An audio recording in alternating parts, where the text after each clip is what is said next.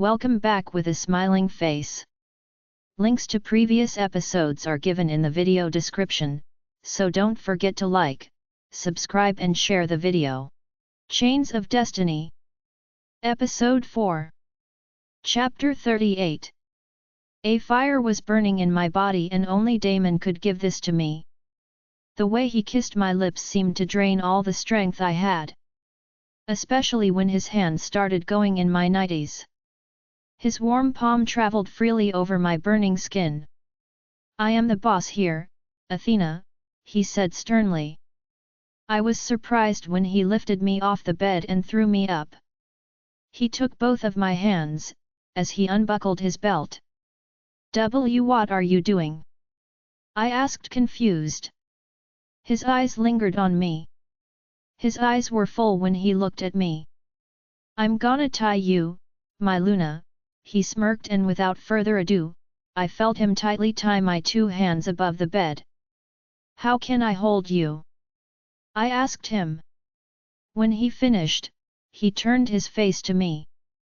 "No, I'm gonna control this night. This is your punishment, my dear sneaky Luna," he said huskily. There was resistance in my voice. It's like a soldier ready to fight in the middle of a battle. I swallowed hard. "You want this?" I can't stop moaning and enjoying what he's doing. "Why is he hanging me like this?" I said. "I'm the boss, Athena," he whispered. I closed my eyes tightly and lifted up slightly to align it with my center, but he grabbed my waist and fixed me in my previous position. "I want you," I sound so in need. He continues to destroy my sanity and claim me again and again. He was not satisfied there. He finally untied me, but he flipped me up to face the bed. This is so satisfying. I imagined the stars in my eyes as I reached my climax. I felt Damon's erection behind me. I felt weak after. I lay down on the bed while Damon crawled behind me. My chest was stuck between the bed, but I didn't care anymore because of the tiredness. But I hadn't even caught my breath when I felt Damon's kisses on my neck and shoulders again. "Aren't you tired, Damon?" I whispered weakly. He chuckled on my ears. A tingling sensation arises again. I closed my eyes tightly when I felt his once again erect weapon behind me. It was pointing and hard on the face of me. "I told you, it was your punishment. I won't stop until you couldn't walk anymore," he whispered dangerously, and then he lifted me up. He lifted me towards him. I am now sitting on his lap, and between us is his member standing proudly. "Ride me," he huskily said. Chapter 39. It was punishment indeed. Damon didn't let me sleep all night. He **ks me so hard until I'm exhausted. He finished just as the sun was beginning to rise a little in the sky. That's why when I woke up the next day, I was shocked to see the time on the big wall clock. It's already 12 noon. What the hell? I moved a little and immediately winced when I felt the pain in my femininity and pain all over my body. It was even more painful than before. Next time I will definitely not make Damon catch me when I do something he doesn't know about. I looked at my body under the thick blanket. I'm already wearing my nighties. Does it mean Damon dressed me? I don't remember anything.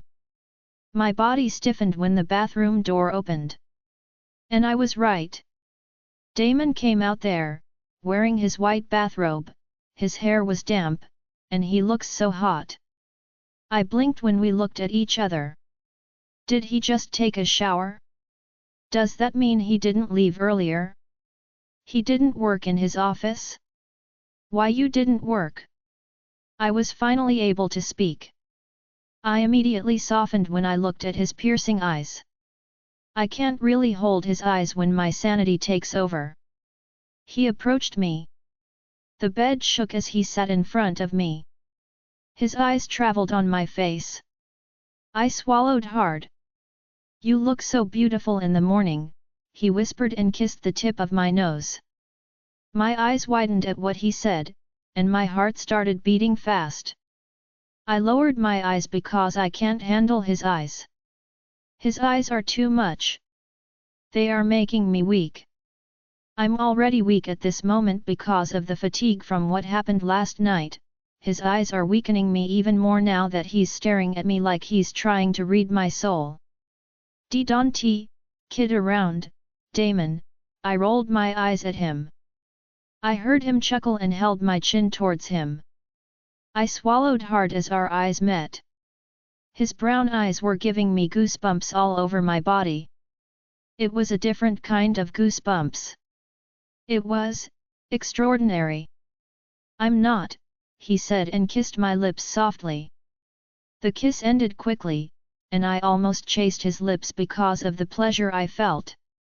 His lips curved into a smile. I cancelled all my schedule for today. I'm gonna spend this day with you, Athena, he said huskily. My heartbeat becomes stronger. I feel like I'm going to pass out any moment now. But, what about your search with Jules? My men can handle him. For now, you'll only think of me, he cut me off. I snorted at what he said. I couldn't stop smiling. I will only think of him? Doesn't he know that these past few days I've really only been thinking about him? Then where are we going? I asked. He raised an eyebrow. Can you do it? He asked with his lips smirking. My cheeks got heated from what he said. Damn him. He knows how much he tired me last night. Damn you, I cursed him. He chuckled and kissed my lips again. I was also smiling at what he was doing. I took a quick shower after that. I dressed in a simple outfit while Damon was talking to Stone outside. He said he only had a few things to say to his beta. When I finished, I exited the walk-in closet and saw Damon sitting on the couch. Ready? He asked me. I quickly smiled and nodded. He held my hand and intertwined them with his. Something touched my heart as I watched our hands clasped together. I can't stop the joy I'm feeling. When we were behind the palace, he quickly changed his form.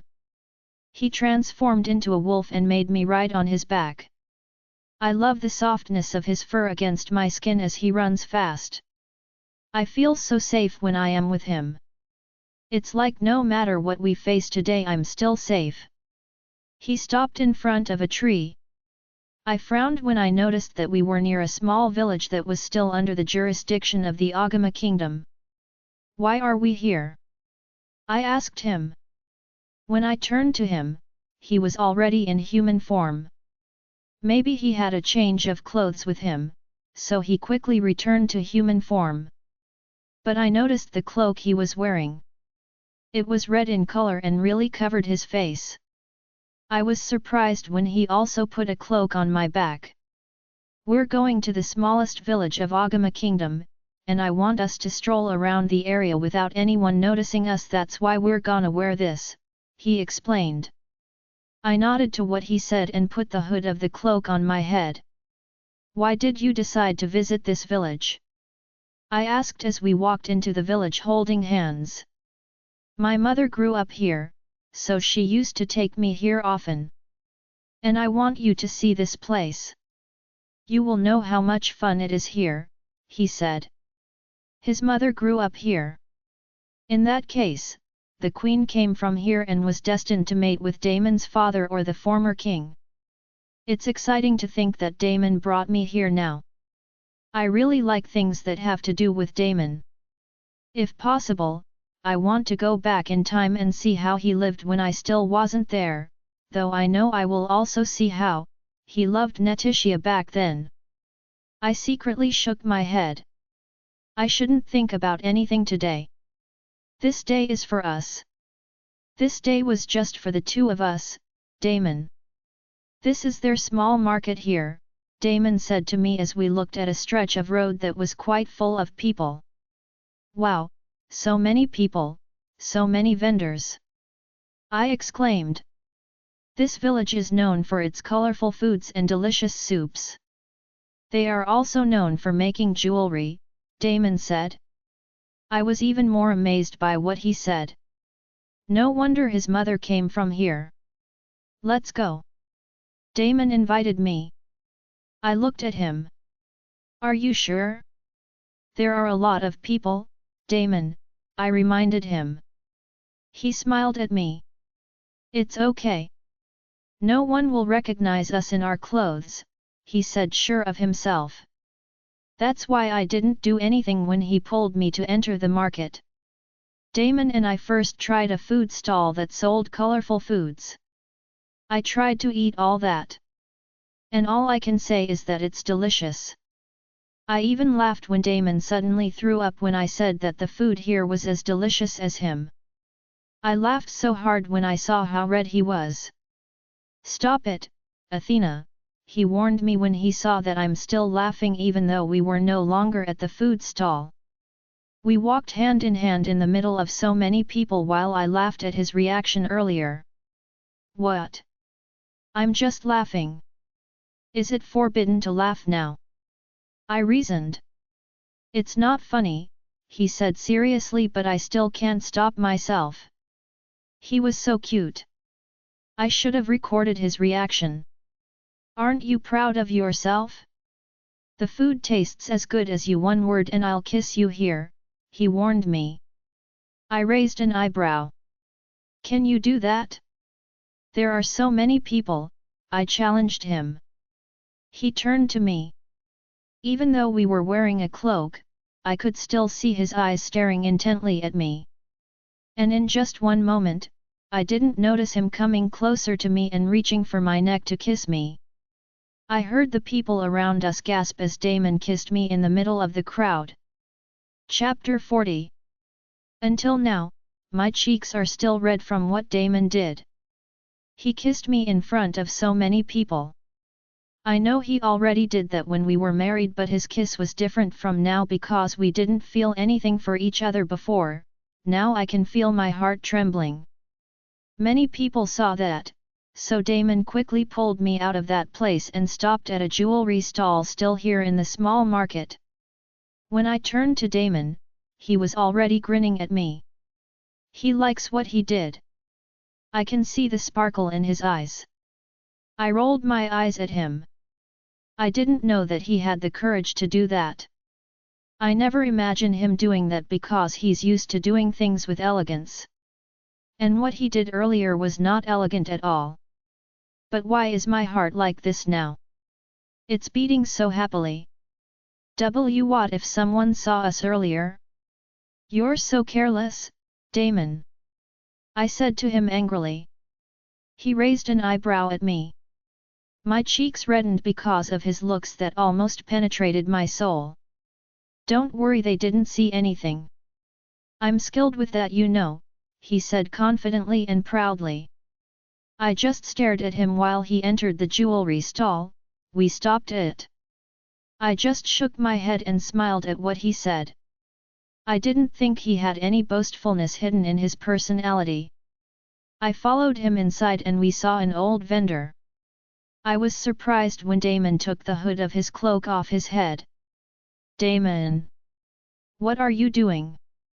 I quickly said and approached him. I was stunned when I saw the smile on Damon's lips while looking at the old man. I was even more surprised when the old man quickly knelt in front of Damon. It's my pleasure to see you again, King Damon, my lips parted as I watched the old man pay respect for Damon. You can stand up, Grandpa, I blinked twice when I heard Damon mention Grandpa. Grandpa? I stared at the old man. The old man has white hair, a bit tall, but Damon is still taller. The old man has heavenly eyes, and he definitely has the handsomeness of his youth because you can see his manly body even though he's old. You didn't tell me you're going to visit, Alpha, the old man said. I'm sorry, it's a sudden visit. I just want to stroll around with my wife, Damon replied. The old man immediately turned to me and smiled widely. He bowed in respect to me. "It's finally nice to meet you, Queen Athena," he greeted me. I was still surprised by the situation when Damon held my hand. I looked up at him and saw his gentle eyes looking at me. "He's my mother's father. He's my grandfather." My eyes widened at what he said, and turned my eyes to the old man. I quickly took his hand to shake hands. "It's a shame." He was actually the first to greet me because I did nothing but be stunned. I am sorry. I'm Athena Solitaire Madrigal, Damon Alpha Damon's L Luna," I said nervously. He gladly accepted my hand, but when I heard his laughter, I stiffened. He let go of my hand and continued to laugh. I looked at Damon and saw that he just shrugged his shoulders at me. "You're funny, Queen Athena."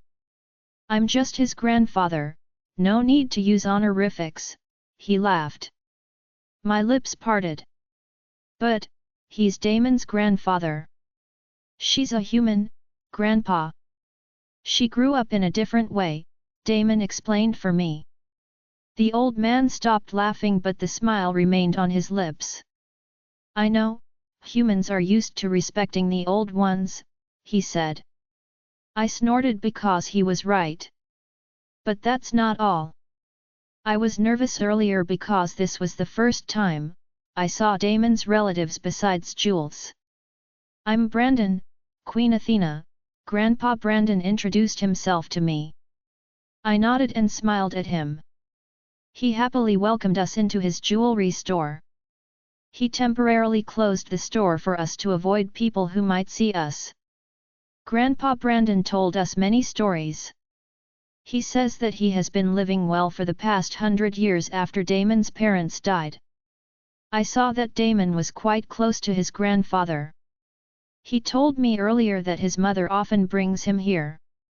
So maybe that's why he is close to the old man. He told us a lot about the village and somehow the whole place is going well. It's just that, in the past few days since there was a threat from Jules, the villagers have been in a bit of trouble. There was fear among each other, which is why the armed forces of the village weakened a bit. That's also the reason why I visited this place, Damon said. I turned to him. I know we're not doing this just to have fun. I understand Damon. He is concerned about his constituents. Alpha, I don't want to be negative, but I want to warn you. I stopped when Grandpa Brandon said that. I can smell danger and blood all over the kingdom, Grandpa Brandon continued. I felt Damon stop. I also smell betrayal. That's when I was completely stiffened. Betrayal. I remembered what Jules had said, that there was a traitor among the people Damon trusted so much. I got nervous. I stared at Damon, who remained silent and dark. Then what Jules said might be true. There is indeed a traitor in the palace. But who? Which of the people did Damon trust betrayed him? Something throbbed in my chest. Why, does someone else have to be a traitor to the people Damon trusts? I'm already hurting at the thought of that. I know Damon, who has been with the people in the palace longer, was surely hurting more. Damon, I softly called him. I held his arm to calm him down. I saw his face change softly when he felt my touch. We both looked at each other. Are you okay? I asked him worriedly. He smiled at me and nodded. I'm okay, Damon answered. I bit my lower lip because I know he was lying. Before we left, Grandpa Brandon promised to help find Jules. Damon, on the other hand, trusted the old man a lot before we left. I could feel the loneliness in Damon's mood as we walked back to the palace. Even though he was in wolf form, I couldn't read his thoughts. He closed our mind link, that's why I worried about him even more. Damon, I called him when he led me to the palace gate. I knew he was leaving to get dressed. He cannot return to human form in front of me. And I don't want either, because he'll be ND. He stopped when I called him. His golden brown wolf eyes are staring at me intently. I walked up to him and touched his soft black fur. I kissed his forehead as the wind blew toward us. A strong wind whipped my hair as my lips felt his forehead covered with soft black fur. I'm always here, no matter what happened. I will always stay beside you, remember that, I whispered to him. I said that to let him know that no matter what happens I will not leave him. That even if the entire palace betrays him, I will still stay by his side and serve as his strength whenever he is weak. Tears welled up in my eyes when he just stared at me. He didn't open our mind link. But I said enough to make him feel that I love him very much. I watched him turn his back on me. I thought he would leave my side without saying anything, but I was wrong.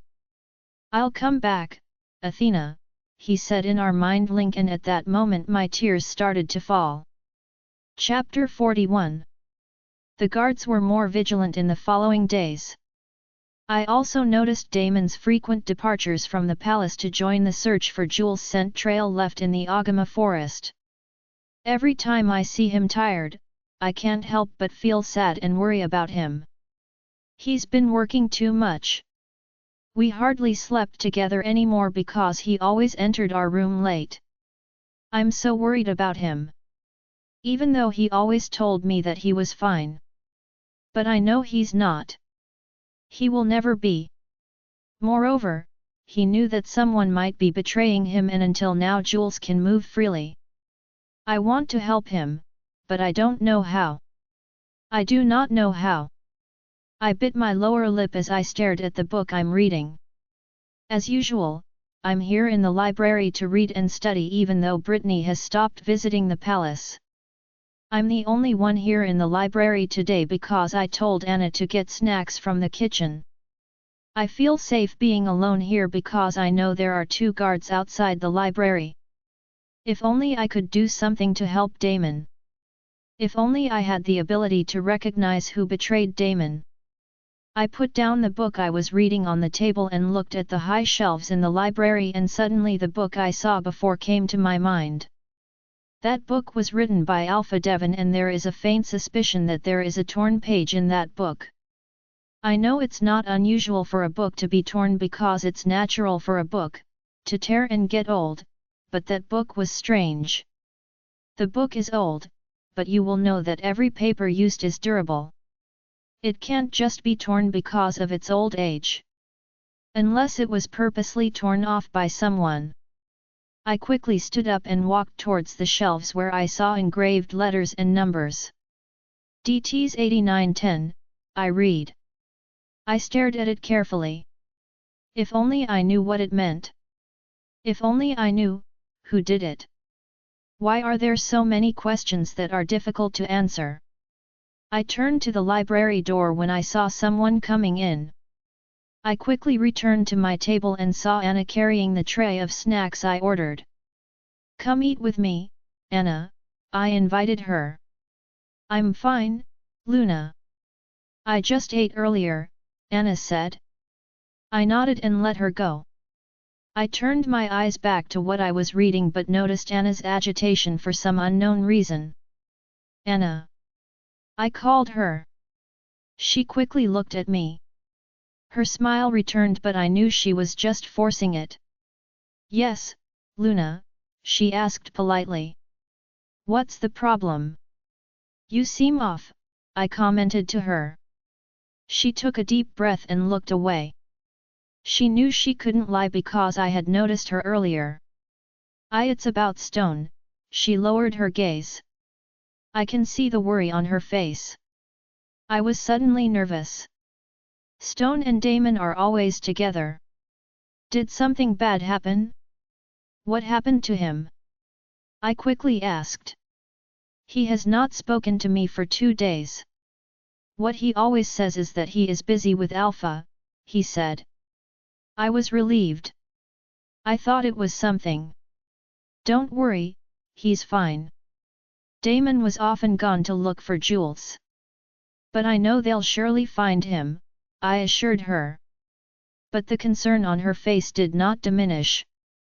I know, but I asked Delta Robin, he's been with Alpha Damon the whole time and he told me that Stone was absent 2 days already. Although, he assured me that maybe Alpha Damon ordered Stone to do something secretly, Anna said worriedly. I patted her shoulder. Delta Robin is right. Maybe Damon just ordered something from Stone. Damon often ordered Stone because she was his right-hand man. Anna needn't worry anymore. Don't worry, okay? I will ask Damon later about Stone, I assured her. Anna nodded and smiled at me. When night came, I went straight to the dining room to eat. I saw Damon, but I noticed that Stone was not with him. I sat on Damon's right side as we prepared our meals for tonight. I turned to Damon, who was now staring at me. He's like waiting for something. I raised an eyebrow at him. What? I asked, confused by his stares. You forgot to greet your husband, he said with furrowed brows and thin lines on his lips. I couldn't stop smiling at what he said. Even though we are in this situation, he still doesn't really forget to flirt. That's why I stood up to kiss him on the cheek just to get what he wanted. Hello, my Alpha King, I greeted him with a very wide smile. I immediately returned to my seat after finishing preparing our meals. I looked back at Damon. I saw that he was eating seriously. I just shook my head. Damon and I ate in silence. When it was over, I told Anna to rest. Wearing a white bathrobe and hair damp, I saw Damon sitting comfortably on our couch.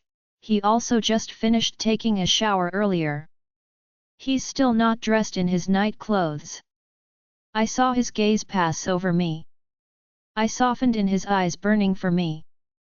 Why does he always look like that? I am automatically burning whenever he did that. It's a miracle that you're here early, I commented to him because we were going to sleep together again.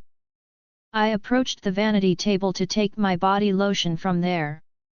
Even though it was a little awkward because Damon was watching me, I still forced myself to wipe the lotion on my thigh. My thighs are exposed in front of him, but I ignore his hot stares at me. I sent Stone to lead the pack to find Jules. I'm gonna rest for tonight, he said. I nodded at what he said and quickly finished applying the lotion. I'm getting too soft with Damon's eyes on me, so before I squat down, I stop. I left in front of the vanity table and almost had a heart attack when I saw the large chest in front of me. My eyes widened as Damon quickly grabbed my waist and pressed our bodies together. Even though we are both covered in robes, I can still feel the heat that his body emits. Damon! I called him in surprise when he grabbed me and lifted my 2 thighs to his waist. Now, I am strangling his waist as he supports me. I miss you, he whispered sensually against my ears as he trailed his lips on my cheeks. I closed my eyes to the warmth and sensation he was making me feel at this time. What is he doing to me? Every time he does this, I like it so much. I don't want him to stop. Because he is right, I miss him too, so much. I always find you asleep every time I come home. I've been restraining myself to wake you up and you hard, he said boldly. I swallowed hard. My body got even hotter with what he said. My body reacted to his words, and I can't help but be turned on. Then, let's do it now, my girly voice filled the room. He stopped kissing my cheek. We both looked at each other and I was almost consumed by the fire in his eyes. The desire in his eyes are undeniable. I can feel how much he wants me right now. And the way my femininity wetted my panties was the sign that I also wanted him so much. Because of the intense desire, I felt, I was the first to kiss him. I held his jaw and kissed him hard and hungrily. I heard him groan and felt his hold on me tighten as I kissed him deeper. He immediately responded to my warm kisses. He entered my mouth and explored the insides of it. I feel like I'm going to lose my breath from what he's doing. I moaned as he started moving his hips so I could feel his bulge in his middle. He leveled it on my center and rubbed his thick shaft against it as my thighs strangled his waist. I could feel his hard masculinity in me. It's like I'm on fire with the heat he makes me feel as he dries hump me. Our kiss got dirtier and hotter as he moved faster in my center. I was on the verge of reaching the stars when he stopped. I was confused by his stopping, but in less than a second he violently pushed me against the wall. While I was leaning heavily against the wall, he quickly took off his bathrobe. My eyes wandered at him. I drunkenly looked at his beautiful body. His body was so hot. I love how his muscles flex every time he moves. I wanna touch them. I was about to touch them when he suddenly stopped my movements and took off my robe. I was gripping his hair tightly when I felt that again, the feeling of reaching something, and when it exploded, I felt weak. But Damon drank all of it. Damon! Stop it! I said, horrified when I saw him drunk all of it. He smirked at me. I was just surprised when he stood up and held me by the shoulders so that I could kneel in front of him. It's your turn, Athena, make me pleasured, he said. I swallowed while looking at his weapon in front of me. I know what he meant. I've watched before, but I've never done this. Well, I may have experience with other men, but I didn't have *X with them. My only experience is with Damon. I nodded at what he said and touched his size. He groaned at my touch, and when I moved it up and down, I heard him groan in pain. I was worried, but when he signaled me to continue, I did. I felt so happy as I watched him, so pleased with what I'm doing. I feel like I'm the only one who can make him feel that way.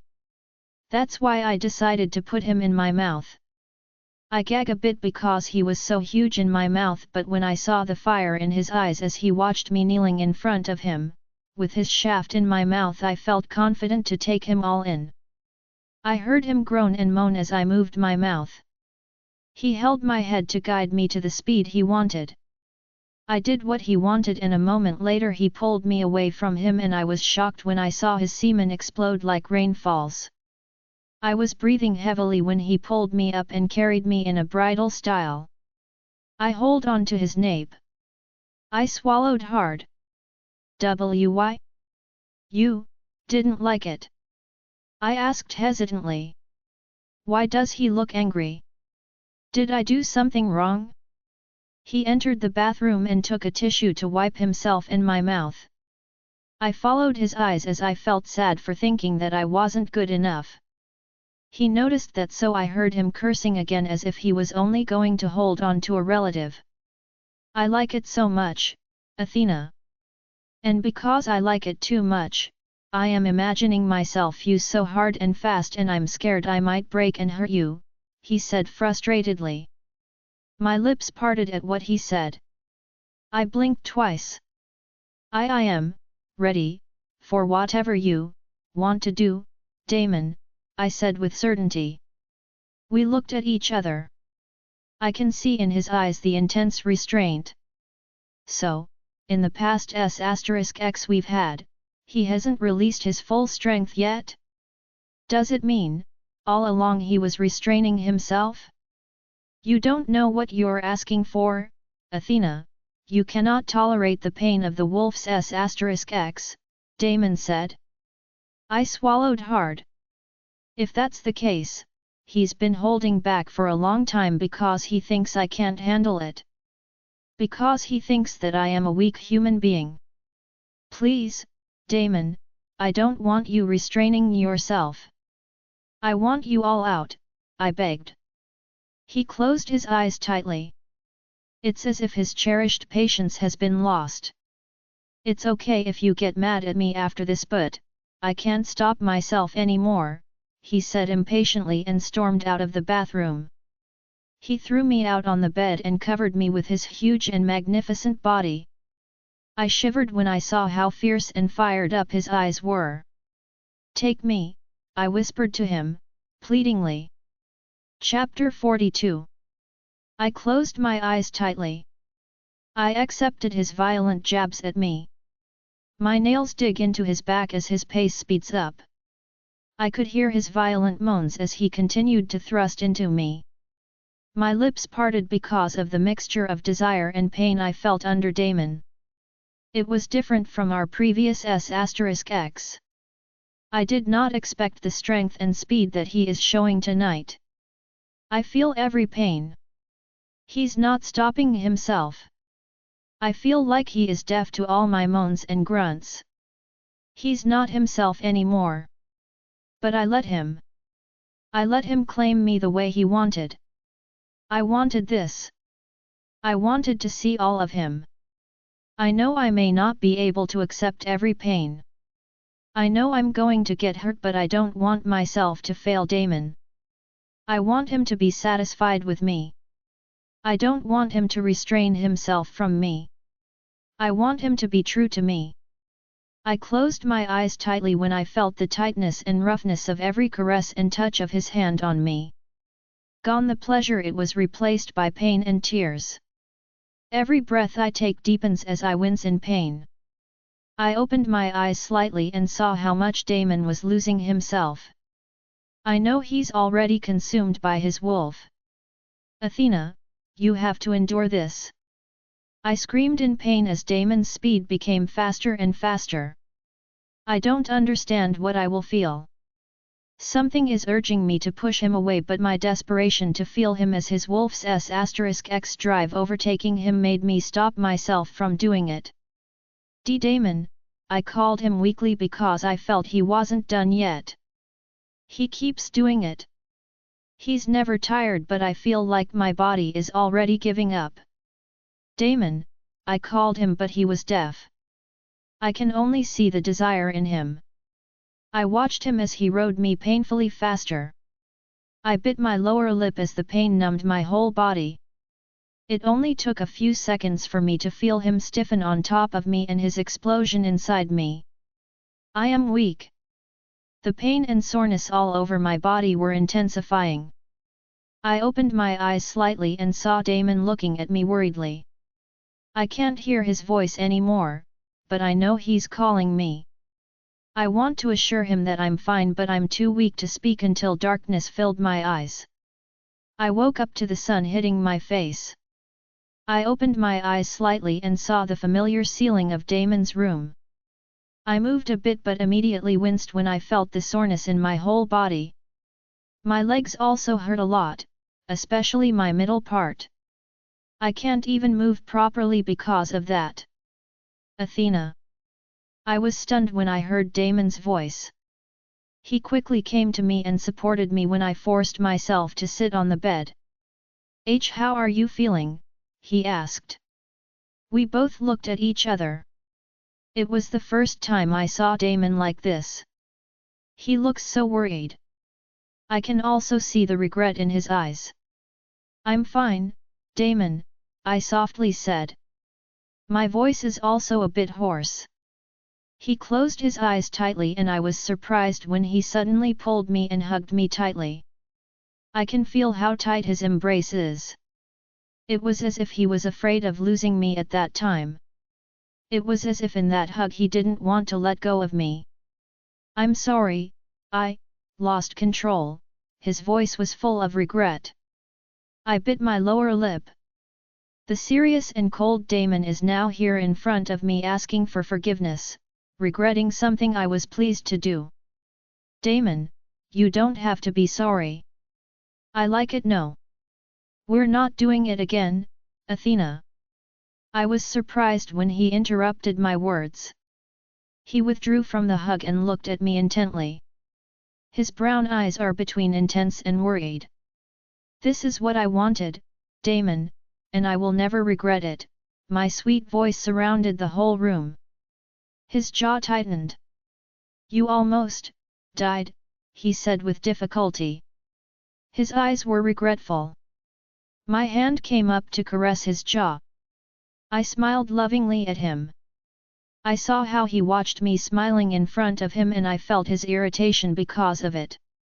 Maybe he thinks that I'm taking everything lightly. I just fainted, Damon. You're overreacting. I'm not that weak. I made a soft chuckle. His jaw tightened even more. I took a deep breath. That's how I like it, Damon. It doesn't mean I'm not a werewolf. I can't take a wolf's *X anymore. I'm stronger than you think, my alpha, I said, assuring him. He stared at me longer than usual.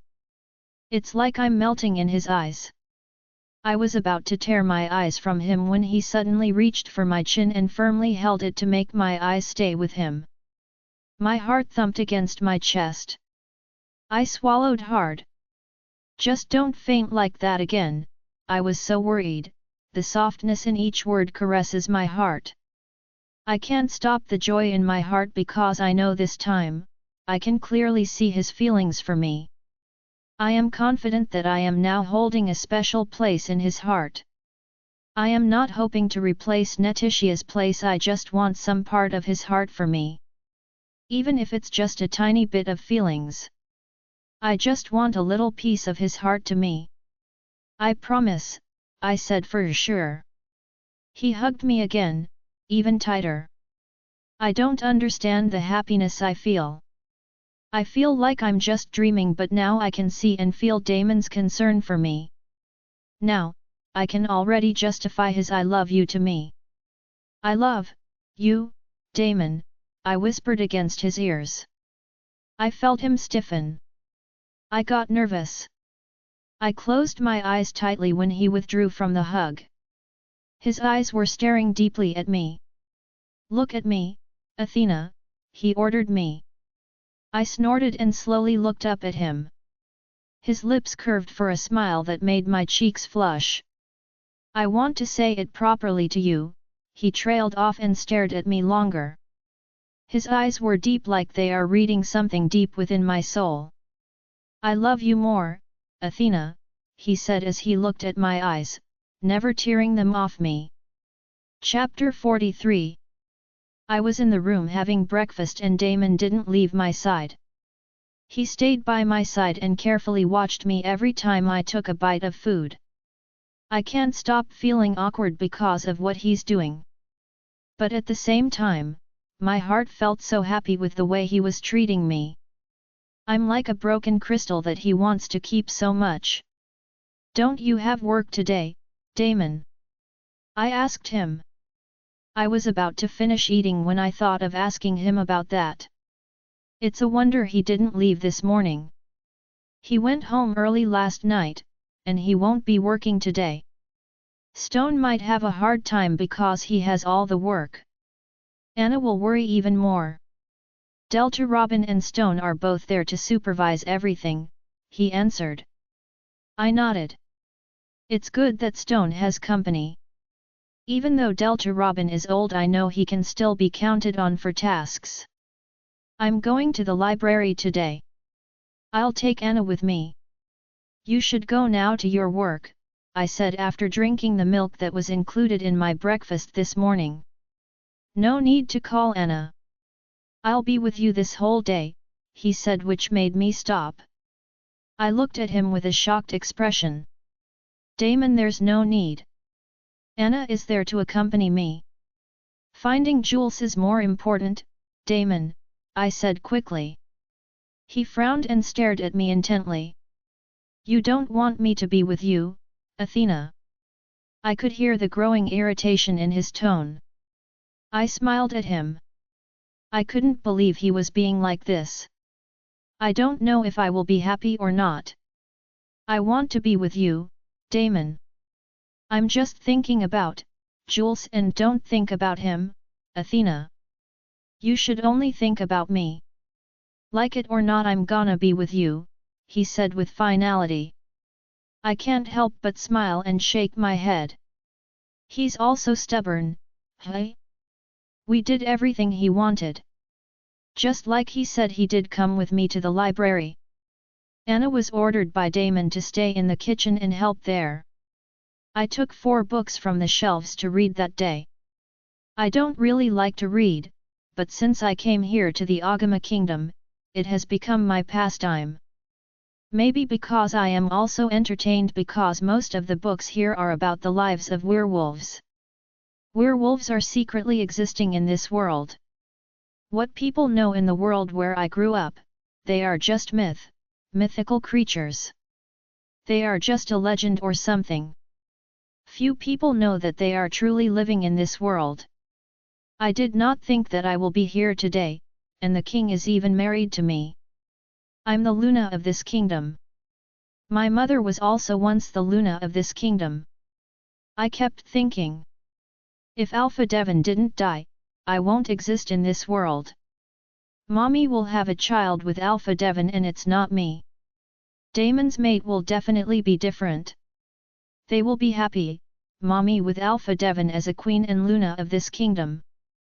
Thinking that I won't be Damon's Luna hurts me. It's like I can't bear to think that I won't even be able to be with him in this world. What are you thinking? I shifted in my seat when Damon spoke. He is now in front of me, and we are holding the same book. But I didn't realize that I was staring at Damon for a long time. He smirked at me when he saw my flabbergasted face. You must be staring at a book, Athena, he said with a grin. I tried my best to compose myself and rolled my eyes at him to lift myself in front of him. I was just thinking something, I reasoned and avoided looking at him. I looked down at the book I was holding and forced myself to read a sentence. But I don't understand why I'm having a hard time getting the meaning of it into my mind. Should I turn myself into a wolf to read your mind? I was stunned by what he said. What? I want to know your thoughts right now, he simply said. Shall I tell him? It's nothing serious, though. It's nothing. That's not about you, I said indifferently.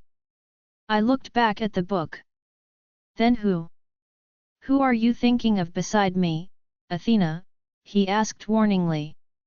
I can't help but chuckle a bit. Why is it a big deal to him that I think of someone other than him? It's nothing, Damon. I was just thinking about Stone, I teased him. I should try and tease him, right? I laughed especially at his reaction because I saw the irritation on his face even more. He put the book he was holding on the table between the two of us and looked at me intently. Why are you thinking about him instead of your husband, Athena? There is an emphasis on every word he says. I chuckled. He frowned at my laughter. It's not funny, Athena, he warned. It is, Damon. I smirked. How can it be fun if I find out my wife is thinking about another man? He asked annoyed. I smiled widely at him. I leaned forward and reached his chin. I quickly kissed him on the lips. I grinned and returned to my seat. I saw the shock in his eyes because of what I did. I acted like I didn't do anything even though I felt so nervous. Am I flirting with Damon now? Let's go back reading, Damon, I casually said. But I can still feel him staring at me. I was surprised when he effortlessly lifted the table in the middle of us and removed it from there so that he could bring his chair closer to me. Now we are only about a span away from each other. My eyes went to him, and I melted because of the fire igniting in his eyes. The fire that consumes my entire being is there again.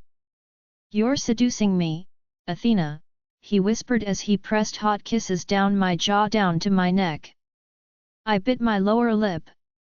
The book I was holding fell and I automatically clung to Damon's chest.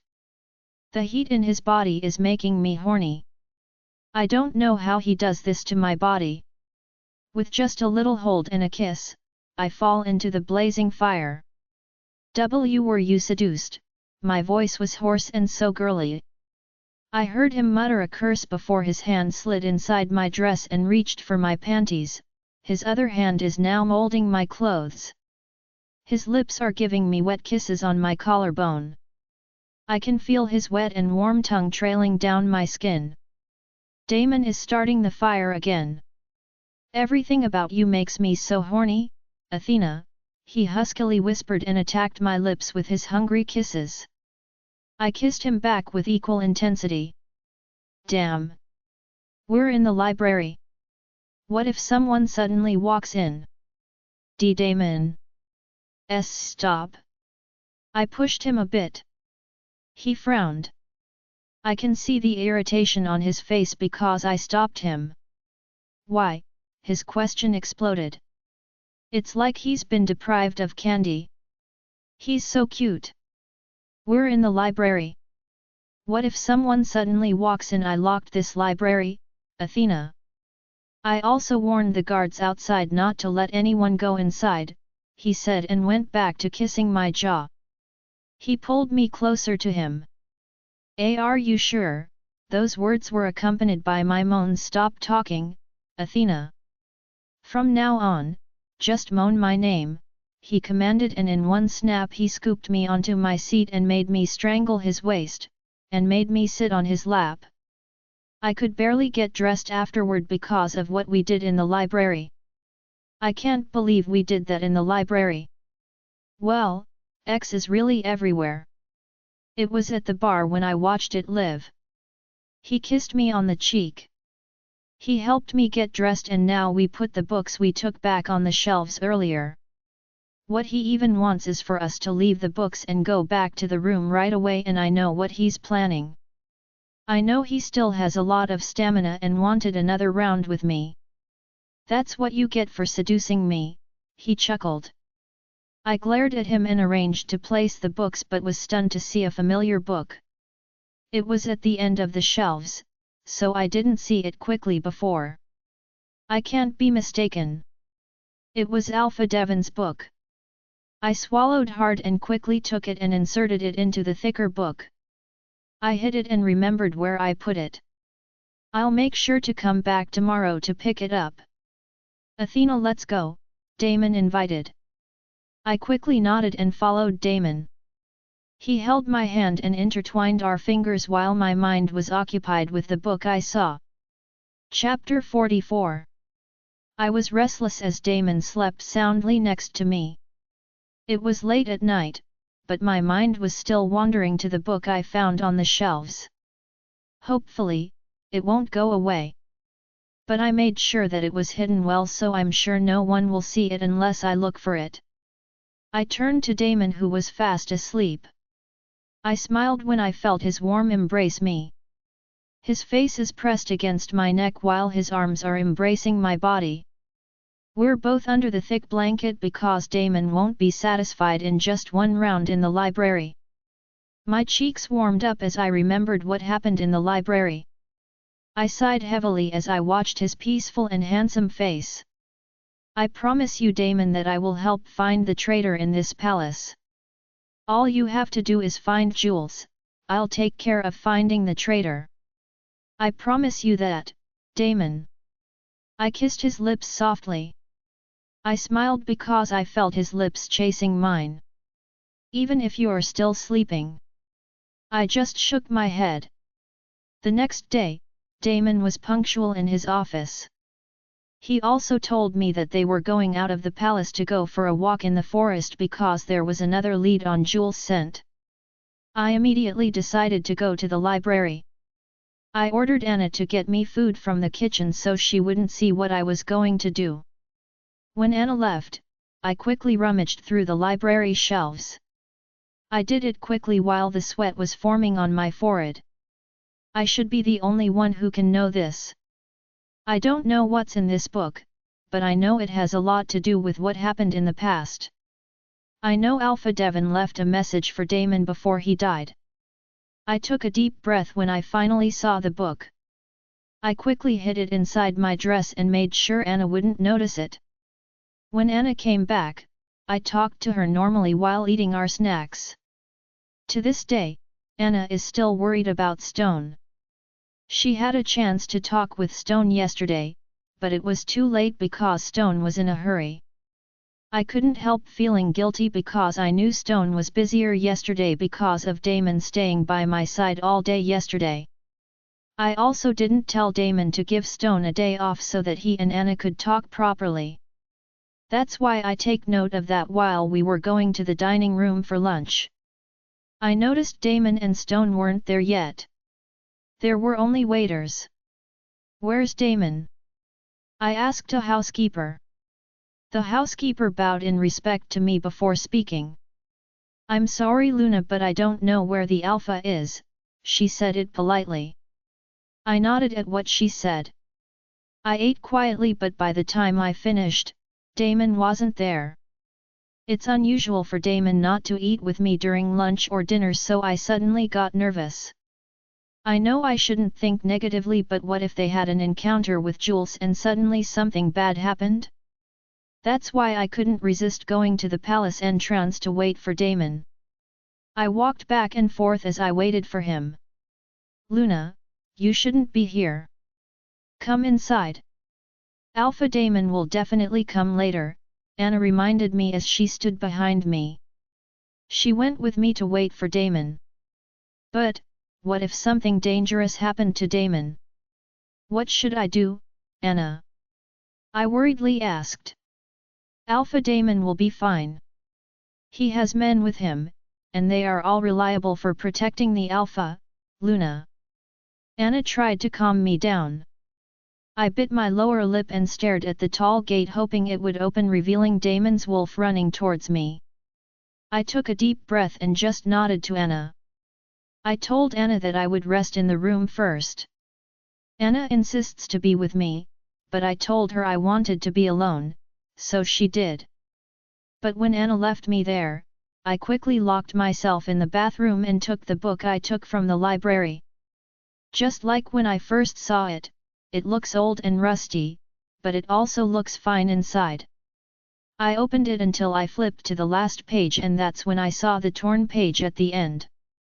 I want to know where the last page is. What if something is written there that is hidden? That Alpha Devon wants to hide, so it's torn? What if he hid the last page in any corner of the palace? I need to find it. But something suddenly occurred to me. The code. DTS 8910. This reminds me of the code engraved on the library shelves. I opened the book, and like the first time I saw it, Alpha Devon's life was written in it before the arrival of his youngest brother, Damon. No matter how much I flipped through the book, I couldn't think of anything that connected to the code I saw on the shelves. And then I flipped back the pages in the front and looked at it. The front page is very clean. There was nothing written there but Alpha Devon's name. Devon Tristan Scott. Devon Tristan Scott, I read aloud. My lips parted as I stared at each initial letter of Alpha Devon's name. DTs. I exclaimed under my breath. Doesn't DTs stand for Devon Tristan Scott?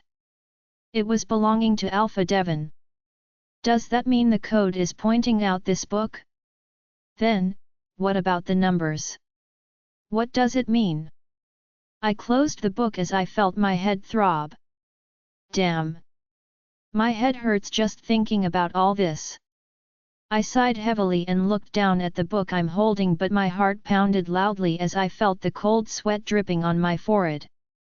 The cover of the book, at first you won't notice it. I didn't notice it the first time I saw the book, but when looking at it closely you will notice something in the lower part of the book cover. Flip the pages, look down at the numbers, find my secrets. I read the small words written on the book cover. Each word is so imperceptible that I was surprised that there were even words on the book cover. But what does it mean? Flip the pages, look down at the numbers, find my secrets? It sounds like it is giving me a step, or it's guiding me for something.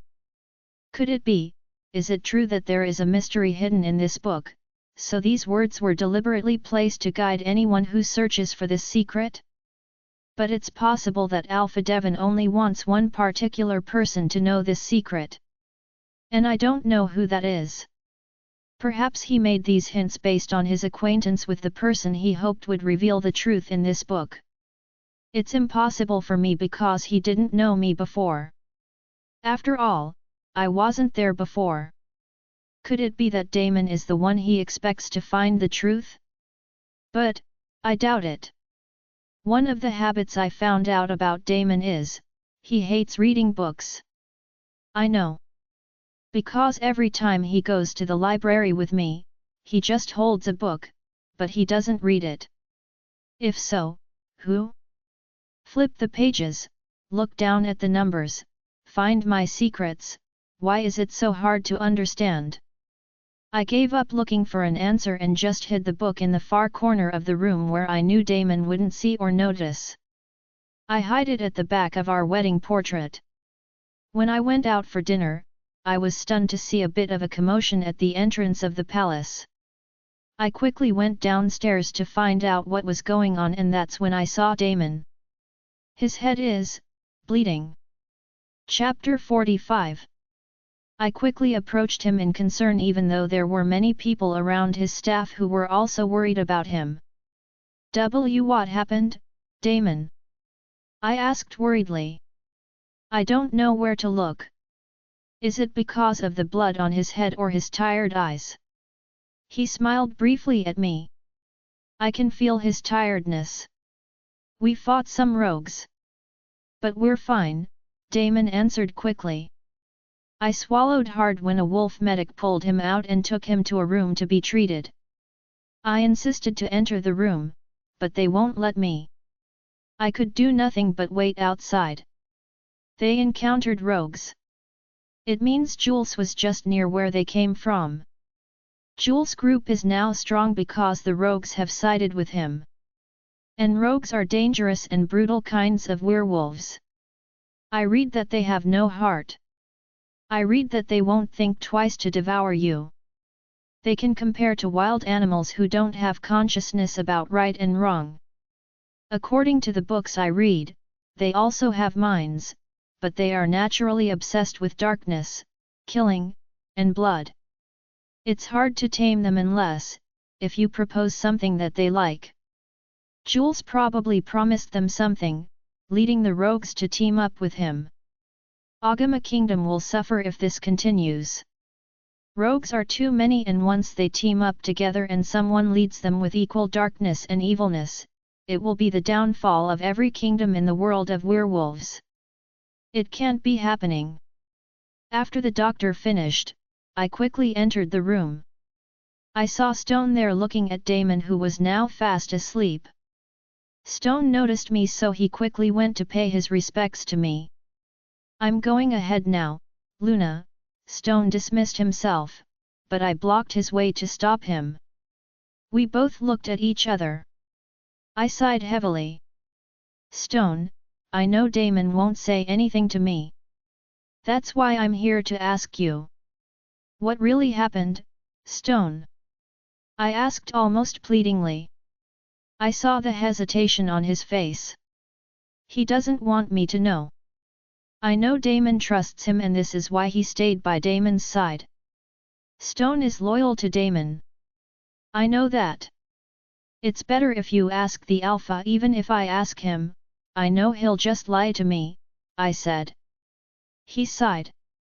I understand the Alpha. I would rather lie and hide the truth than hurt the person I love. Something glowed in Stone's eyes. I stared at him. Is there a circumstance where he hid something from Anna? I want to ask him, but I feel like it's borderline. It's personal. But hiding the truth also means hurting the person you love, Stone, I said seriously. He averted his gaze. Is there something wrong with Stone and Anna? I heaved a sigh. Why are so many problems coming one after the other? I'm gonna leave now, Luna, he said and walked past me. I watched him open the door and leave. I just lost my gaze at the door when I noticed Damon moving on the bed. I walked over to the bed and sat next to it while watching Damon, who now had a bandage on his head. He looks fine. And I know his wound will heal soon. I read in the book that werewolves' wounds heal quickly. They are much more powerful creatures than humans. I didn't realize I had fallen asleep watching over Damon. I just woke up to a touch on my cheek. I slowly opened my eyes and lifted my vision to him. I saw him staring at me intently. My lips curved into a smile. "How are you feeling?" I asked hoarsely. I sat properly and watched him still staring at me seriously. "How many hours did I sleep? Did he just wake up?" "Fine, did you eat dinner already?" he asked. I was stunned by what he said. I almost forgot about dinner. "I haven't," I answered. I saw his eyes darken. "Is he angry?" I was right. "Don't worry, I already ordered Anna to take your dinner here," he said. "What about you? You have not eaten yet." "I'm fine. Werewolves can skip a meal the whole week without feeling weak," he said proudly. I frowned. "I know. They have so many abilities that no one person can surpass." Silence filled us. I couldn't think of anything else to say except that I was really worried about him. I know the whole kingdom is in danger now. Just thinking that Damon has a lot of problems is making me nervous. Because I know Damon won't think twice to save his kingdom. "Did you see Jules?" I asked hesitantly. "No. But we encountered his dogs." Damon's jaw tightened. I swallowed hard. "Many of you are wounded. Do you think they are that strong?" I asked again. "Why? Do you think we can't win against them?" His tone became dark and intense. His tone made me nervous. "No. That's not what I mean." I was quick and lowered my head a bit. "Is he angry because that's what he thought I thought about him? That he's weak and can't beat Jules? I have so much faith in you, Damon, but I'm worried. Jules is desperate and dangerous. I'm also desperate and dangerous, Athena. I won't let Jules get off the hook. I've been wanting to avenge my brother. I've been waiting for this.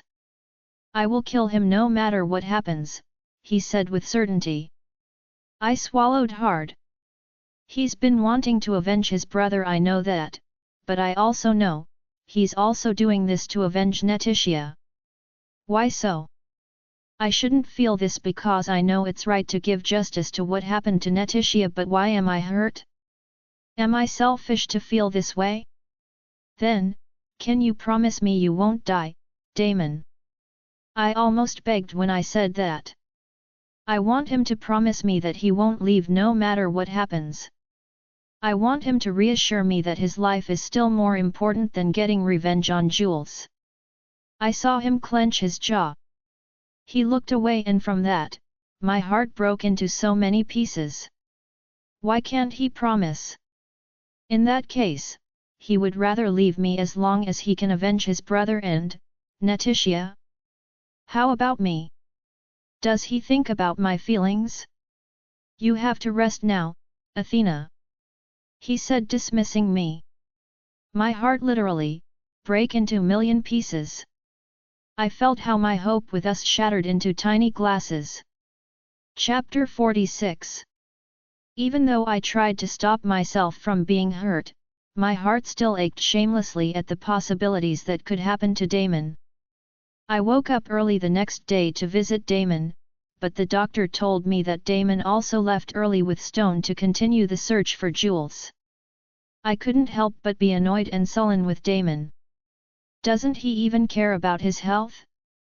He's still injured because of what happened yesterday, but then he doesn't have a second thought to rush in today? I know he's strong, he's great and powerful, but even the powerful and strong creatures have their weakness. And I can't just stand and watch him being desperate for finding Jules. I know he has been hoping for a long time to get revenge on whoever killed his brother, but what if the prize of this all is his life instead? Isn't he afraid? I remember what we talked about yesterday. I asked him to promise me that he will prioritize his life over everything, but he cannot promise me. That's why I realized revenge is more important to him than thinking about his life. And it hurts me every time I think that he's ready to leave without thinking about my existence and feelings. I took a deep breath and just locked myself in the room. I didn't feel like visiting the library, so I just ordered Anna to rest and leave me alone in my room. I took out the book I had hidden behind Damon and I's wedding portrait and looked at it again. The small letters written on the book cover remained a puzzle to me. Flip the pages, look down at the numbers, find my secrets. I stared at the book and tried to flip the pages. When I opened to page 18, I stared at the letters there. Written on that page was the time when Alpha Devon was still learning about his duties when he became the Alpha King. Look down at the numbers. There are no numbers written on it other than the page number. I froze at the thought. Page number? What if? I quickly flipped through all the pages, and I was right, there are no numbers written apart from the page number written at the bottom of the book. Isn't this what the book cover is referring to? Look down at the numbers, find my secrets. Then, I remember the code. DTS 8910. What if, the number on the code is pertaining to the book's page number? It's possible, right? So, the code has 4 numbers. 8, 9, 1, and 0. But, there is number 0 on the page numbers. I opened the book to page 8. I looked at that page and just like the other pages, there seemed to be nothing strange written there. I stared intently at the page and read some sentences on it. The first sentence was, "The Alpha King, my father gave me a command to travel around the neighboring kingdoms. I know that it's for the betterment of our treaty between kingdoms. We need to ensure that the kingdoms have no means of starting a war against us." I first visited the kingdom of San Isidro. San Isidro is a small island surrounded by Rhine forests. The kingdom has an abundant supply of food. And there I met the Alpha of San Isidro's pack. Alpha Alcamar and his wife Luna Lexis. They are a good couple who dearly love their pack. Unlike in my kingdom, that pack wholeheartedly and easily accepted Luna Lexis as their queen even though she's a human. I stopped reading. It means that my case is no longer unique. It's inevitable for a wolf to be mated with humans. But I read in some textbooks in the library that only selected wolves have mated with humans. This means that only selected wolves are mated with humans. If so, this kingdom, the kingdom of Agama, it is not so open to a setup like this. Fortunately, I didn't feel much discrimination against humans like me. The next kingdom I visited was the kingdom of Yerzua. Unlike the kingdom of San Isidro, this kingdom has hot and dry weather. But what fascinates it is its vast land. There are few trees but there is plenty of prey to eat. I also met their Alpha. Like me, the Alpha hasn't met his Luna yet. And that is one of the problems he is having because his councils and elders are forcing him to find a mate. But I know it was hard. The moon goddess has a unique style of finding our mate. Especially to us who have a bloodline of Alpha Kings. I asked the Alpha if he wants to be like Alpha Alcamar whose queen is a human. The Alpha King of Yerzua doesn't like humans. For him, humans are weak creatures, especially when it comes to handling their emotions. Another thing he doesn't like about humans is the high possibility of their emotions changing. Because we, werewolves, aren't capable of loving someone else, once we meet our mates. Werewolves aren't capable of loving someone else once they meet their mates. Is this the werewolf's fate? I bit my lower lip. So, they have a law for people like me who are mated with a wolf that once our mate dies, we can't leave the kingdom and love someone else? Once you broke that rule, the penalty is death. That was the punishment imposed on my mother, but it didn't go through because Damon felt my life inside my mother's womb. The elders conclude that I was Damon's mate. But my mother sneaked out and kept on hiding all over the years. But Damon found us. Damon gave him an ultimatum that once I turned 18 Damon will get me from my mother. But my mother kept breaking the promise, that's why Damon kidnapped me. Good thing Damon was still kind enough to not kill my mother. I sighed. I looked back at the book and saw that I was almost done on page 8. I was on my journey towards the kingdom of North Snow when I encountered 3 wolves. They are in their human form and in the middle of them is a tiny little kid, a little pup, crying helplessly. It was a cold day, and the snow was pouring harshly. The kingdom of North Snow has an undeniable cold temperature. The whole place is covered in snow, but even so, this place is still one of the strongest kingdoms because I heard that a great Alpha King rules here. He is also the youngest age to become Alpha King in the history of werewolves. I went back my eyes to the little pup. The 3 wolves are planning to sell the girl as slaves in the kingdom of North Snow. Out of pity, I was the one who bought the girl. The girl was so grateful that she promised me that she will be a loyal subject to me. I asked her name, Netitia, and she answered. I blinked twice as I finally finished reading page 8. Page 8 is about how Alpha Devon first met Netitia. Does that mean Netitia is older than Damon? I flipped the page and turned to page 9. I swallowed before I started reading. I finished my journey with Netitia.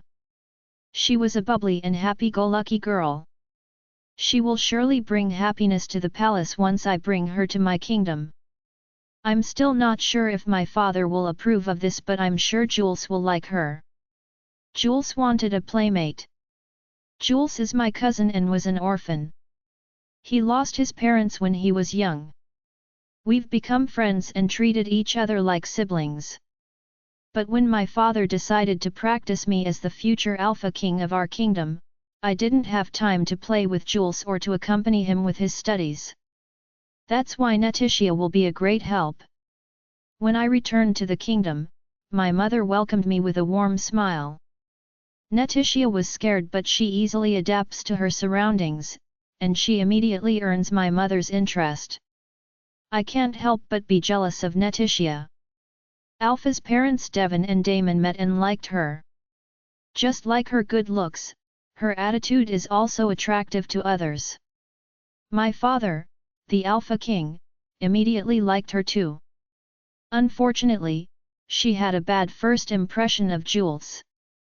Jules was originally a prankster and silly, and Netitia became a victim of it. I thought they would get along, but it turns out Netitia immediately hated Jules. Jules on the other hand was also pissed. But I just convinced myself that they will like each other sooner. I'm hoping for that day to come. And then, the day came when my mother announced that she was pregnant. We all celebrated and became excited. I was happy too. I've been longing to have a sibling. That same day, my mother, the queen, went to me and asked for my suggestion about the name of my sibling. My mother has a huge feeling that my sibling will be a baby brother. Nonchalantly, a name came up to me.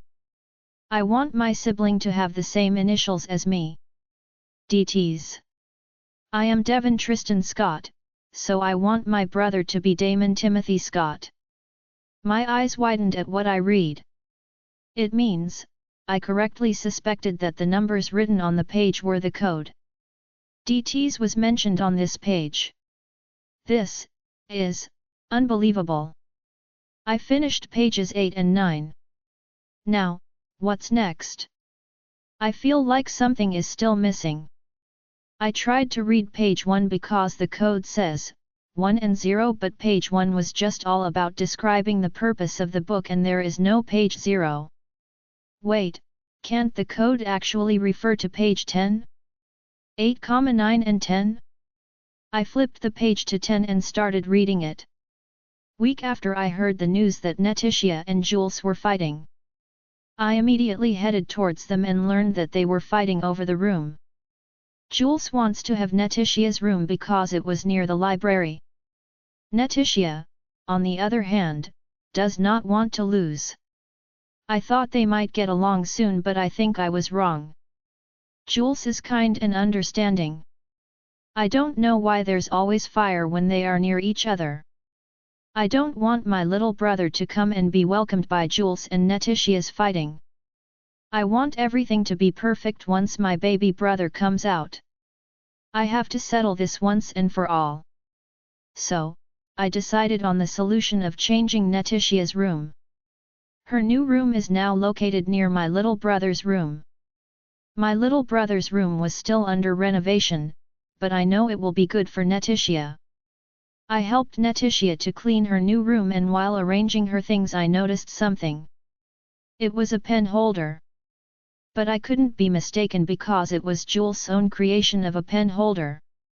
It was one of Jules' hobbies. He likes to make things like this. I asked Neticia if Jules gave it to her, but she just answered me with a blush. At that moment, I knew something was going on with Jules and Neticia. Because Jules never gave someone his creation. He was too selfish to give someone his pen holder. And giving Neticia his pen holder is different and unexpected. I was just stunned by what I read. Anna said that Neticia loved Alpha Devon, but why do I see something different in Alpha Devon's story? And Jules gave his own creation, the pen holder, to Neticia.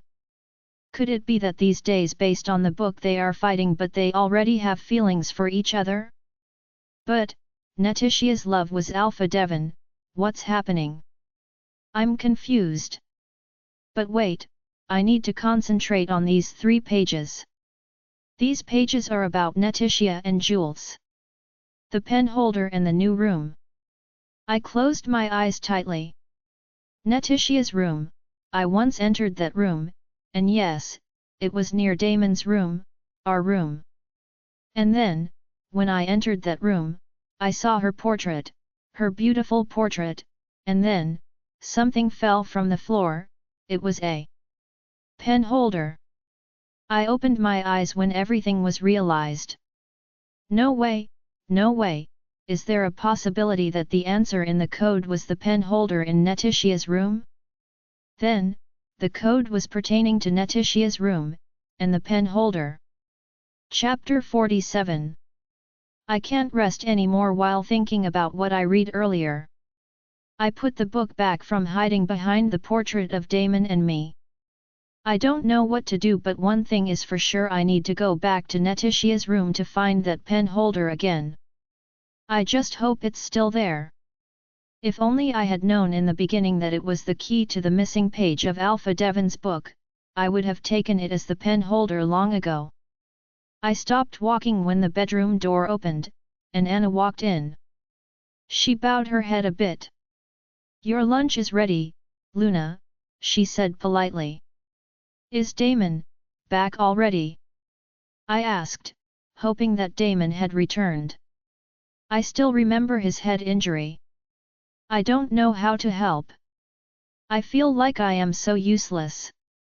I'm just here and there's nothing I can do but continue to worry about Damon.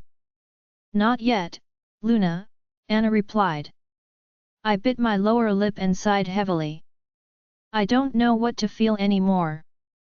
I feel like Damon is going further and further away from me. It started when he focused on finding Jules. I ate lunch alone in the dining room. And Damon didn't come until I finished. I thought of going to Neticia's room to get that pen holder, but I didn't have the chance because there were many guards scattered around that part.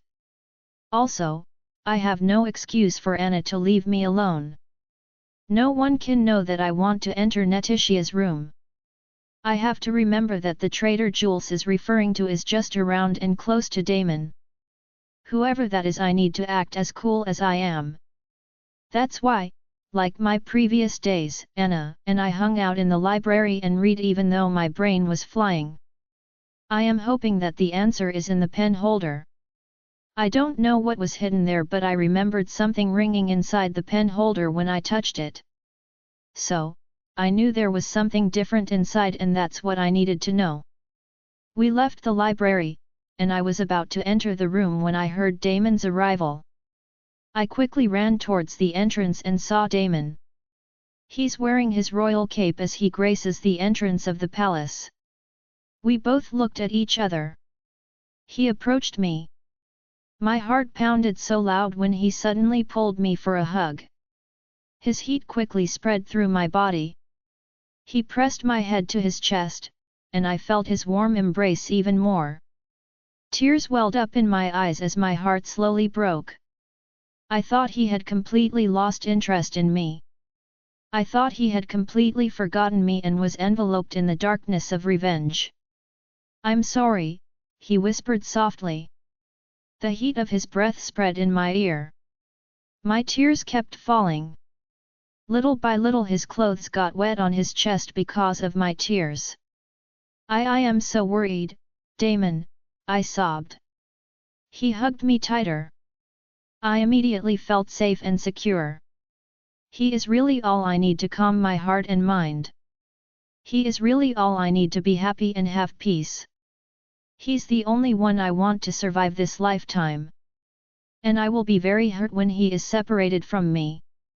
After that scene, Damon and I had dinner in the room. We were enveloped in silence while eating. I know he kept looking back at me while I kept my eyes on my food. I was afraid to gaze into his eyes. I feel like I'm going to melt. I feel like I will disappear from his eyes forever when I meet his gaze. "What did you do today?" he suddenly asked in the middle of the silence. "We just read the whole day in the library," I replied curtly and drank the milk that was prepared for me tonight. I felt his eyes stay with me. I was only more afraid to look at him. "We lost Jules's scent again," he said, which made me stop for a while. "So, they didn't see Jules today? Then, what's your next plan?" I asked and tried to turn to him. I saw his brown eyes staring at me. They are soft and somewhat gentle. I missed those eyes looking at me. I couldn't stop staring at him like that. "Find the traitor," he said. I blinked twice. "So, you believe, Jules, that there really is a traitor?" I asked carefully. He lowered his eyes. I saw his thick eyelashes. "Because we cannot trace him properly, Athena. It's like he knows where we are going. He knows where to hide his scent. It means, someone is telling him where to hide, someone is helping him to escape from my claws," Damon said. I can't stop worrying more. Then it is true that there is a traitor in this palace, and he may be very close to Damon. But by the time Damon finds out, he may be hurt by what he discovers. Just thinking that the traitor is one of Damon's confidants, I can't stop hurting for Damon. "Can I help you with anything, Damon?" I asked hesitantly. I don't want to be a burden to him, but I also want to help him. His eyes went back to me. There are his melting eyes again. "I just want you safe, Athena," he said gently. He stood up to get closer to me. He knelt in front of me. I looked down at him. His eyes are staring at me like I am the only one who matters to him. And this is the look I wanted to see from him. Because I thought he didn't care about me anymore. I thought he forgot about me. And it scared me. Thinking that he'll forget me over revenge scared the shit out of me. I caressed his jaw. I saw how he got affected by my touch. A small smile plastered on my lips. "I thought I was slowly losing you, Damon." "I was, so scared," I admitted. I saw the pain in his eyes. And it made my heart ache a bit. He held my hands and caressed them gently. Something touched my heart with what he did. "You won't ever lose me, Athena." I'm always here for you, remember that. He said like a promise that will be engraved from the huge stone, forever. Chapter 48. The next day Damon did not leave the palace. Instead, he locked himself in his office with the two old men in the group of elders while the group of hunters with stone began to trace Jules' scent. It seems that Damon's mind is now focused on finding the traitor because I know he thinks that they won't be able to find Jules as long as Jules has a connection inside the palace. Damon will fail if the enemy knows his every move, so he needs to find the traitor that Jules is referring to as soon as possible. While I was still looking for time to enter Netitia's room. There is only one thing I wonder about in Netitia's room. I know it's been 100 years since Netitia and Alpha Devon died, but Netitia's room remains alive inside the palace. I didn't want to think too much about it, but I couldn't help it. That's why while Anna and I were outside and walking in the flower garden behind the palace, I couldn't stop asking. I saw Netitia's room, I began. I turned to Anna and saw that she was surprised when I opened the topic. I smiled at her. What could she be thinking? I just heard that it was Netitia's room then. Have you been in there, Anna? I asked while looking back at the beautiful colors of the flower in front of us. The truth is I was the one who arranged her room since she died. And Alpha Damon commanded to let her things remain that way, so I didn't touch even one of her things. But every year I visit to clean the room, she explained. My lips closed at what I heard. Damon already promised me last night, so I shouldn't be jealous anymore. But somehow it still affects me because I know that Damon really loved Netitia. What do you think is Damon's reason for not removing Netitia's room from the palace? I asked. I turned to Anna and saw her looking down at her hand. She was looking away. I bit my lower lip and sighed. Because he was her first love, right? I answer my own question. I saw more tension in her body. I looked away and returned my eyes to the flowers demanding my attention. Sometimes I wish I could go back in time and wish I had met Damon so that Damon's eyes were only mine. I'm selfish, aren't I? I can't believe I am jealous of the dead woman. But I am sure Alpha Damon already got over her. You're the one he's in love with. You're his Luna, she retorted. I remained quiet for a long time before I decided to go back inside. Anna and I were about to enter the library when Delta Robin suddenly blocked us. Delta Robin bowed his head in respect for me. Luna, you are called by the Alpha King in his office, Delta Robin informed me. I looked at Anna and saw that she was also surprised. I nodded and followed Delta Robin. Anna was left outside Damon's office, and I was the only one who went inside. I saw Damon alone inside. The lights are dim and in front of him are the mountains of scrolls he needs to read. Damon! I called him. He looked up at me. A small smile curved on his lips and gestured me to get closer with him. I nodded and did what he wanted. He quickly grabbed me by the waist and brought me to his lap. I was surprised by what he did, but I still gladly hugged him on his shoulder. Is there something wrong? I asked as he nuzzled his face into my neck. I felt him sniff and kiss that part of my skin. Damn! Why am I excited and at the same time, thrilled? For Pete's sake, Athena, he looks like he has a problem and you're here getting excited by his touch?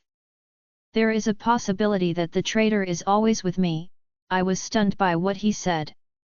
I felt sorry for Damon because I knew he was having more trouble finding the traitor than he was finding Jules. I caressed his soft hair. I want to make him feel better, but how? We're suspecting 4 people, I stopped at what he said. He raised his head and looked into my eyes. His arms around my waist tightened even more. Robin, Greg, Rodden, and Anna, I narrowed my eyes at what he said. I stood up. Damon untied his arm from my waist because of my sudden move. Why? Why would he suspect Anna? Anna can't betray you, Damon. I raised my voice. How could he think badly of Anna when the person did nothing but please and serve them? I saw how Damon's eyes turned soft and gentle. He reached for my elbows, but I tried to evade his hold. We both looked at each other. I just can't accept that he thinks badly of Anna. It's just speculation. I know that Anna is kind and loyal. A speculation. You can't speculate her without proper evidence, Damon. I couldn't stop the growing irritation because Anna was included among their suspected traitors.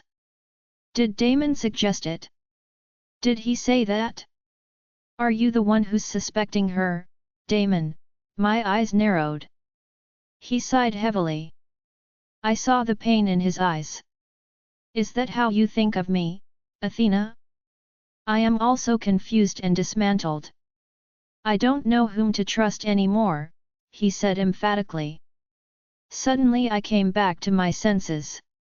The budding irritation in my chest disappeared and I suddenly felt guilty for my accusation against Damon. I bit my lower lip as my heart throbbed. Damn! Athena, you're so self-centered. I quickly approached Damon and hugged him around his neck.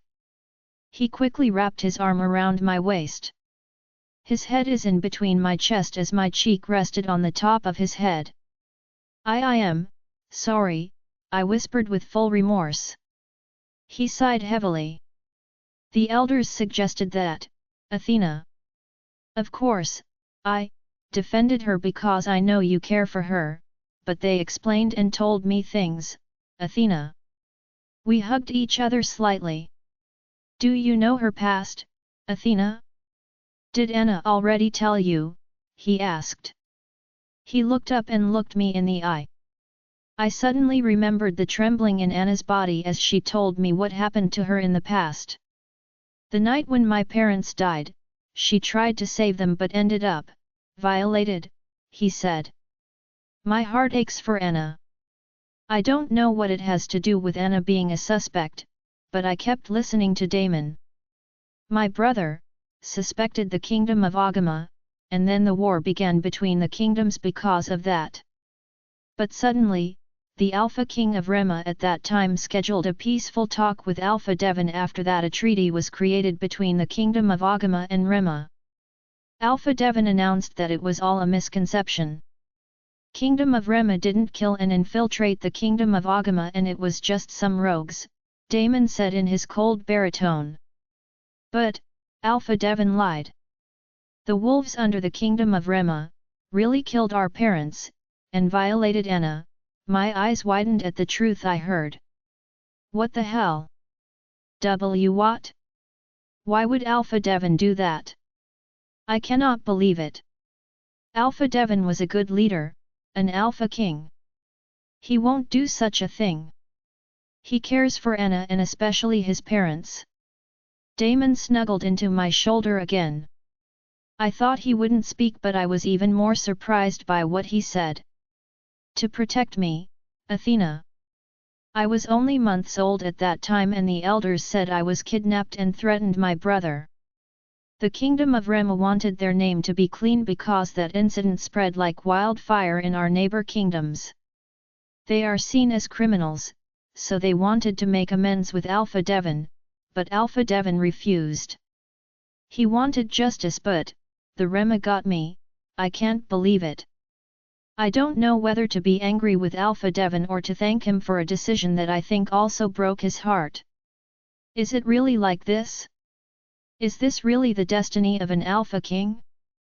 And Anna knew it from the start, so the elders are suspecting her that she might be having her revenge on me, Damon said. I cannot believe it. I don't know what to think anymore. If I were with Alpha Devon, then, what decision would I make? Is it to seek justice for my parents and violated friend or to save and protect my dear brother? A tear escaped my eyes and hugged Damon tightly. I can't bear to lose Damon from me now. I can't imagine myself without him anymore. What would I have done if I hadn't met him, and Alpha Devon had chosen justice for his parents and Anna? But, is that reason enough for us to suspect Anna when we know she is the one who is really hurting from the start? That's why I can't give this up, Athena. Alpha Devon has a lot of explaining to do with me and I can't forgive Jules for killing him, Damon said firmly in my ear. I closed my eyes tightly. But how long, Damon? How long will you pursue an act of revenge that slowly swallows you into darkness? That's why I'm sure now. A plan was carved into my mind. I need to enter Netitia's room and get that pen holder. I will do everything to find out what is hidden there. Chapter 49. I went with Damon to rest that afternoon. I just sent our dinner to the room and Damon and I ate together inside. We ate in silence. Maybe because we have the same deep thoughts. We're both occupied with something. I just wanted to end it all. I want Damon to be freed from the past. I want everything to be finished, so I'll do everything just to get it done. I watched Damon fall asleep and when I saw that he was sound asleep I got up to do my plan.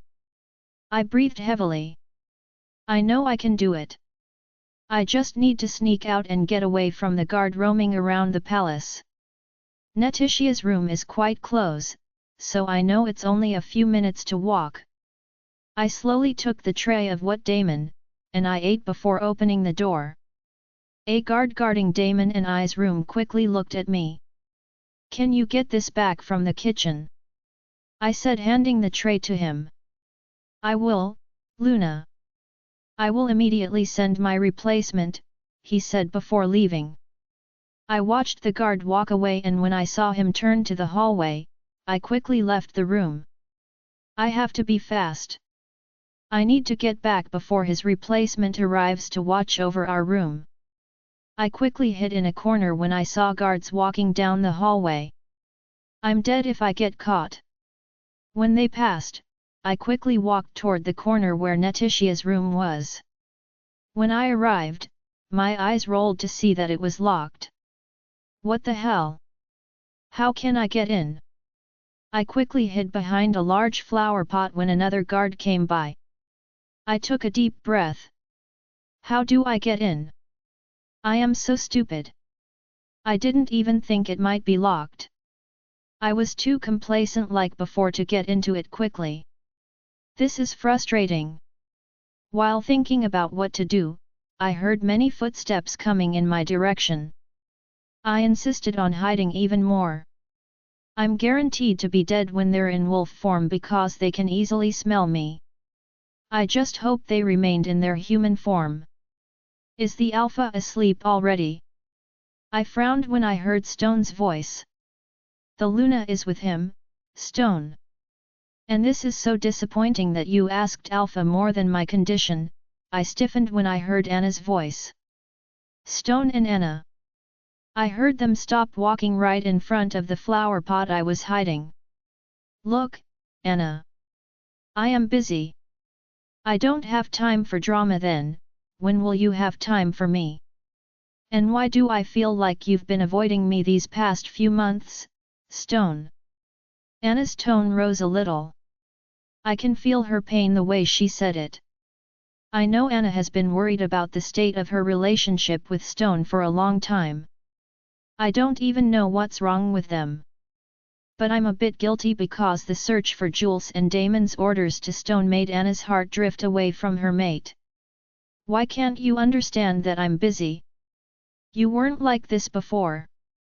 Stone sounds mad too. I bit my lower lip. It's bad to eavesdrop on someone's conversation, but I can't help it. If I go out now, they will surely ask me why I am here. Because you didn't like this before, Stone. Even though you were busy, you always made time for me. For the two of us. What is really happening to you? And don't you dare lie to me because I know. I heard Anna sob. My lips parted because I felt sorry for Anna, so how could the elders suspect Anna of betraying Damon? Anna can't do that to Damon. The two were silent and all I could hear were Anna's sobs. I'm sorry, Stone said almost in a whisper. I peeked a little and saw that Stone pulled Anna closer and hugged her tightly while Anna was crying non-stop in front of her. Anna is hurting. Damon should stop giving all the work to Stone. Why are you sorry? Are you doing something wrong, Stone? Are you doing something you couldn't tell me? What is it? You can tell me. Anna almost begged him. I am an Alpha King's loyal subject, Anna. But there are things I want to do, and please, always think that everything I do, is always for you, Stone softly said. Anna cried even more and tightened her grip on Stone. Why do I feel like I am slowly losing you, Stone? Anna's last words struck me. It seems like just the other day I thought the same thing about Damon. Since the problem with Jules came, I feel like I'm slowly being distanced from Damon by a dark and secret past. And I'm scared that Damon might forget me. I don't want that. Soon the two left. Stone was guiding Anna to walk. I don't know where they are going. I hope they will both be okay. Hopefully, their relationship will be better. I sighed and looked at the flower pot where I was hiding. I frowned when I saw a wire there. It looks like it just got lost in the flower pot. I stared at it and stopped when an idea came to me. I can use this wire to unlock the door. I'm good at this. How many times have I run away from home with my hairpin just to escape the house and party the night away? I took the wire and turned it where I wanted. I looked at the keyhole of Netitia's bedroom door and estimated its size. When I thought it was all right, I tried to shoot through the keyhole. But I failed. That doesn't fit because I have to fix it again. I was fixing the wire when I heard some footsteps coming in my direction. I need it fixed. I tried to put it in the keyhole but damn. It's not opening. The footsteps are coming closer. My heartbeat pounded so fast against my chest. Fortunately, before the footsteps could reach me, I opened the bedroom door and closed it quickly. I sighed in relief as I finally opened the door. That was close. I was stunned when I looked around Netitia's room. My lips twitched when I saw that Netitia's room was almost empty. What happened here? I thought Netitia's stuff wasn't being removed? Why are Netitia's things not here anymore? I tried to search every corner of the room, but I failed to see a thing. It was empty. Where are Netitia's things? I don't understand why this happened. I was roaming around the room when my eyes stopped in the cabinet where I saw the pen holder before. I came here and tried to open every cabinet, but it was empty. I sighed heavily. Who removed the things here? Is it Anna? Damon? Who? Out of annoyance, I kicked the cabinet, but because of that, something rolled out from under the cabinet. And my eyes widened when I saw the pen holder. Join our Facebook and WhatsApp group for more updates, link is given in description. Rest audiobook will be continued in next episode.